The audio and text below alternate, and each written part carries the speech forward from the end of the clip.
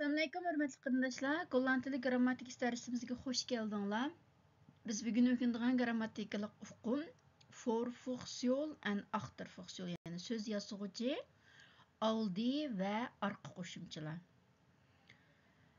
Xuddi bizning tilimizdəmi hər xil söz yazıcı qoşumçalar bolğanğa oxşaş. Sizlər cədvəldə ko'rgandek, məsələn, biz chan, g'an, qan, gen, ken, luq, lik degandek g'uchi, quchi degandek müşta sözlərni ba'zida fe'llarning keyniga, ba'zida ismlarning keyniga, ba'zi sifatlarning keyniga qo'shish orqali yangi bir so'z yasaymiz. Masalan, amgak, chan qo'shish orqali amgakchan, tirish, tirishchan, do'st, do'stluq, aq ko'ngil, aq ko'ngillik, yag'ach, yag'achchilik, o'qu, o'quvchi, yozg'uchi degandek. Mush qo'llantildimi? Mushning o'xshashlar. Mushta so'zlarning keyniga ma'lum bir so'zlarni qo'shish orqali boshqa bir mustaqil so'z yasag'il bo'ldi. Bugun shularni o'rganib o'tamiz. Bu golland tilida so'z yasag'uvchi qo'shimchalar, so'z yasag'uvchi qo'shimchalar har turlik bo'ladi.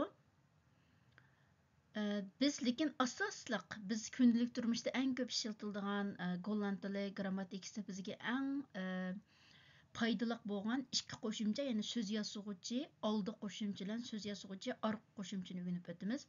Endi qolganlari yana o'ttiri so'z yasag'uvchi qo'shimchalar, u bu deb har xil turlari bor ekan. Uni maxsus endi keyin tilshunoslik kasbida o'qiydiganlar tixinbek ishkirlab o'rganib olsanglar bo'ldi. Shu bugun eng asosliq bizning kundalik turmush yoki til o'rganishimizda eng qo'llanishchan bo'lgan, ya'ni oldi so'z yasag'uvchi, orqa so'z yasag'uvchi qo'shimcha. Ya'ni gollandchadagi oldi so'z yasag'uvchi qo'shimchani, ya'ni forfuksiyon, ya'ni uning latincha atalishi prefix. Ya'ni o'z oldiga mustaqil kelgan vaqtida, bir yolg'iz kelgan vaqtida mustaqil ma'no ifodalab berolmaydigan, lekin so'zlarning oldiga kelib ayrim bir so'z yasab, ayrim bir mustaqil ma'noni bildiradigan qo'shimchalarni biz oldi so'z yasag'uvchi qo'shimchalar deymiz. Ya'ni golland tilidagi asosli ko'p ishlatiladigan oldi so'z yasag'uvchi qo'shimchalar b, r, x, her, und va fer. Endi bularning hammasini bir-birlab misollar bilan ko'rib chiqaylik. Ya'ni masalan,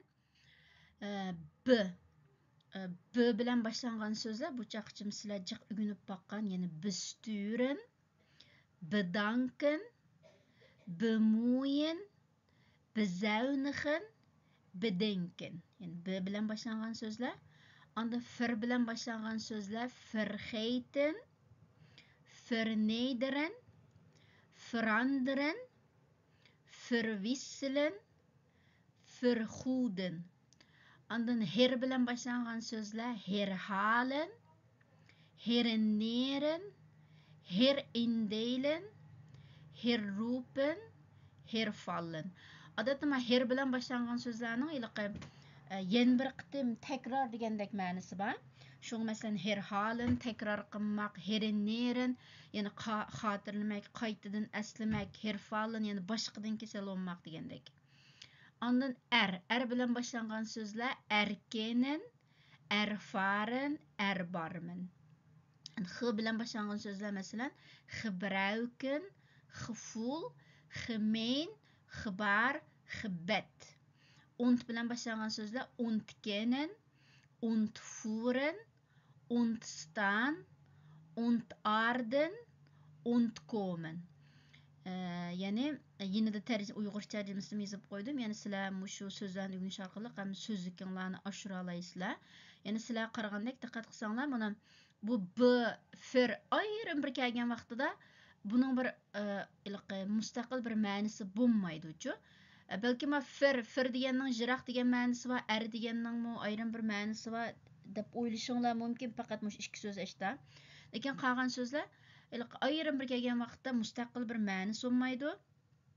Lekin boshqa so'zlarning oldiga qo'shilib ayrim bir ma'no ifodalab ko'radigan ayrim bir so'zni yasaydi. Masalan, sturenning oldiga bni qo'shaqliq biz sturen. Ya'ni sturenning ma'nosi haydamak, biz sturen degan boshqurmoq. danken degan rahmat aytmoq, bedanken degan rahmat aytmoq. Amniki ikkisining azoq farqi bor. Masalan, denkimi o'ylamoq, bedenkin deganmi o'ylamoq, lekin atrofliq o'ylamoq degandek. Endi so'z oldi yasag'uvchi qo'shimchalarmi shu. Endi keldik so'z yasag'uvchi orqa qo'shimchalar. Biz buni gollandcha achtervoegsel deymiz. Notinch atilishi suffiks. Bu mem söz aldiyas qo'shimcha o'xshashlam yolg'iz kelgan vaqtida bir mustaqil ma'no ifodalab berolmaydiganligi so'zlarning keyniga qo'shilish orqali ayrim bir so'z yasaydigan qo'shimchalar. Golland tilidami bu so'z orqa so'z yasovchi qo'shimchalar jiq eng ko'p ishlatiladigandan ar, ing, hayt, axtiq, as, nay, schap, layk, ix mushlarga bir qancha misollarni olib keldim, bir-birlab tanishib chiqamiz. Birincisi like. Bu yezilishda like deb yezilgan bilan, lekin o'qigan vaqtimizda bir xil lük degan talaffuzda o'qiymiz. Masalan, er degan so'zga like ni qo'shsak, erlik, ya'ni er degan g'urur, sharaf, erlik bo'lsa samimiy, friend, friendlik, makki, makkilik, axtir, axtirlik, payn, paylik, kind, kinderlik, vrolik, yar, yarliks. Yani yezilganda like deb yezilgan bilan, lekin o'qigan vaqtimizda bu o'zgarib ketadi, ya'ni ajizlashib lük deb o'qildi. Shunga alayda diqqat qilinglar. Hammasining ma'nosini yezib qo'ydim, shu ma'nosini alayda eskartmadim. Anda ikkinchi orqa so'z yasovchi qo'shimcha ix, lekin buni o'qigandimi deb o'qiymiz. Masalan, xirab, xirabbix, hand, handix, ya'ni handix emas handix, kür, kürix, zes, zestix, art, ardix, angst, angstix, nood, nodig, vijf, vijftig deb yani. Gerçi yezilish shakli ix bo'lsa-mu, lekin o'qigan vaqtimizda deb bir xil mayil talaffuzda o'qiymiz. Ana üçüncüsü ar, yani ar degan shu bizning tilimizdagi g'uchi, quchi deganga ishtaga mos keldi. Odatda ishta pilning keyniga kelib, hamdiliqi shu pilga munosabatli bo'lgan yana bir igini bildirdi. Masalan, arzilin, ikkilanmak, arzilar, ikkilanguchi, ayxin, ayxinar, babılın, parangsanmak, babılar, yani vat debek parangsag'uchi degandek. Dinin, dinar, yani xizmat qilmoq, xizmat qiluvchi, yani banda. Inburgeren,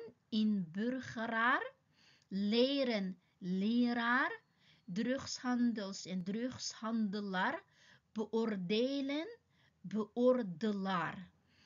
Yani işte pilning keyniga qo'shilib, shu ish harakatni qilg'uvchini bildirib keldi. Bizning tilimizga işte g'uchi, quchi degan ismga, so'z yasovchi qo'shimchaga mos keldi.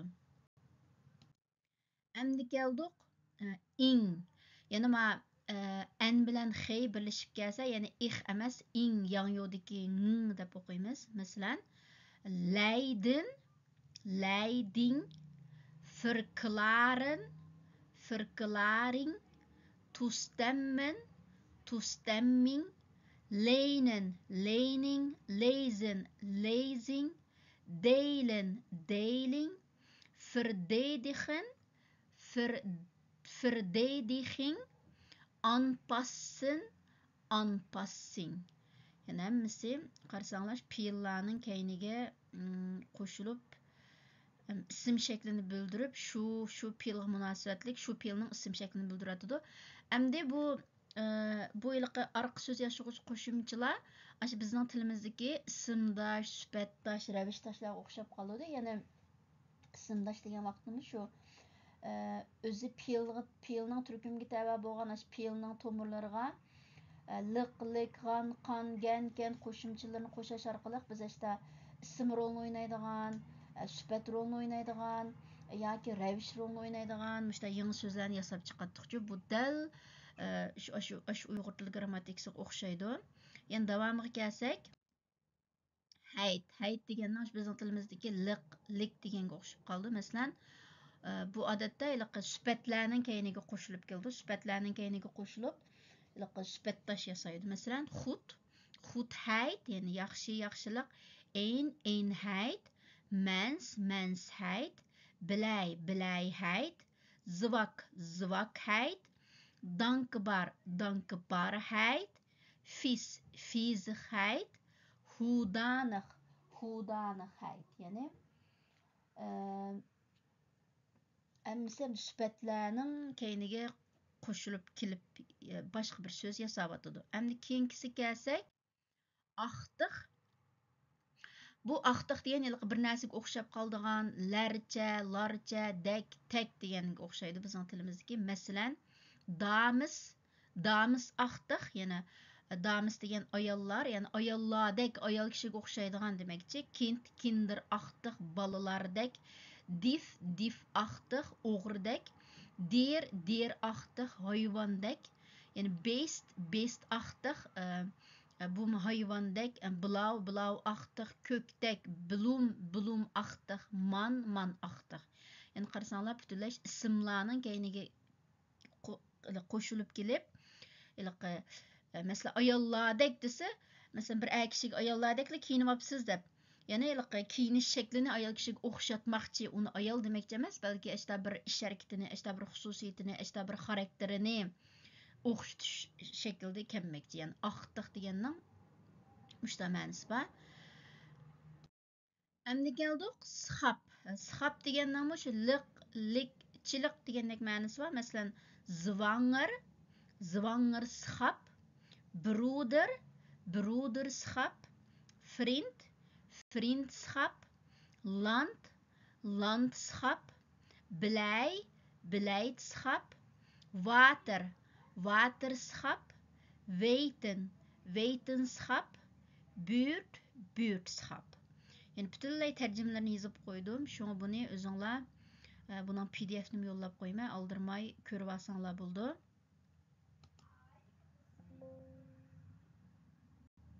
Endi eng axırqısı bu odatda ismninki ayollik shaklini bildiradigan shaklda keladigan arq qo'shimg'ichi. Masalan, prins, shahzoda, prinses, asli qo'saq malika, lirares, eigenares, zangers. Yani er naqshchi, ayol naqshchi, er xo'jayin, ayol xo'jayin degandek.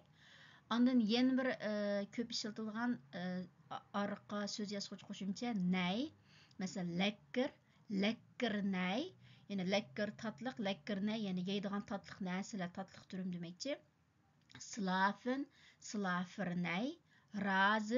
Razer nay. Hacker nay.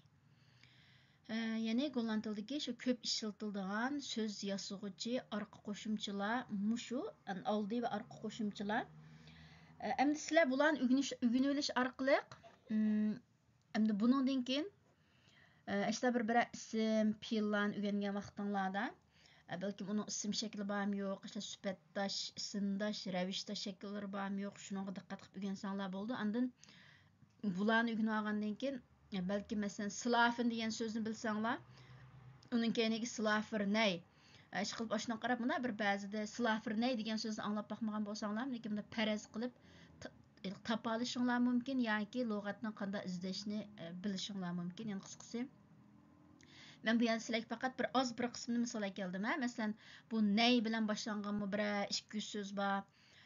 Sxab bilan boshlangan bir ikki so'z bor. Faqat bu deganlik emas-ku, lekin bu yerda umumiy misol berish orqali Golland tilidagi hamda so'z yasag'uvchi oldi va arqa qo'shimchalardan sizlarga bir umum shaklda tushuncha bermoqchi.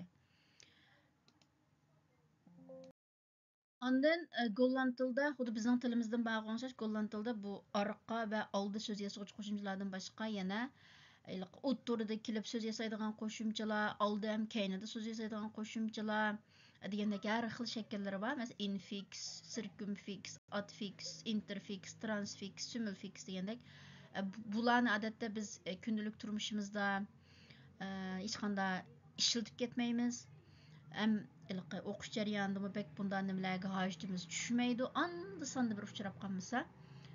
Lekin maxsus endi keyin kelgusida mush golland tilda, tilshunoslik kasbida golland tilini kasb qilib o'qigan yoki tilshunoslik kasbida o'qiydiganlar bo'lsa, o chaqda bular uchrab qilish mumkin. Shu buni qo'shimchalar eskartib qo'ydim. Men bularni ilq dars tayyorlash jarayonida uchirtib qoldim. Shaxsan menmi bularni menmi bilmayman-ku. Şuna lekin kelgusida tilshunoslik kasbida o'qiydiganlar bo'lsa, endi hozir balkim bundan narsalar bor ekan deb kallanglarga sap qo'ysanglar, kelgusida balkim shu vaqtda texmi ishkirlab o'rganganda foydasi bo'lib qolishi mumkin. Ma'qulamsa, bugungi darsimiz mush yerda oxirlashdi. Darsimizni anglaganinglarga rahmat. Bu darsimizningki sizlarning til o'rganish safaringlarda ozroq bo'lsa-mu yordami bo'lgan bo'lsa, bizningki YouTube kanalimizni boshqalarga tashviq qilib qo'yishinglarni, agar a'zo bo'lmagan bo'lsanglar, a'zo bo'lishinglarni, ham bu darslarni yaxshi ko'rish belgisini bosish orqali yaxshi ko'rib qo'yishinglarni tovanchilik bilan so'raymiz. Chunki YouTube'ning hamda sistemasi ashta ekan. Qancha ko'p odam a'zo bo'lgan sari, qancha ko'p odam yaxshi ko'rgan sari u chaqda YouTube'da tiplish nisbatimi yuqroq bo'ldi ekan, tiximjiq odamlarning oldiga uchraydi ekan-ku. Şuna mesela yeni kelgan qarindoshlarimiz bo'lsa, bu YouTube kanalimizni bilmaydigan tavsiya qilib qo'ysanglar bo'ldi. Ma'qulamsa, keyin qitimliq darsimizni ko'rishaylik, omon bo'lg'aysizlar.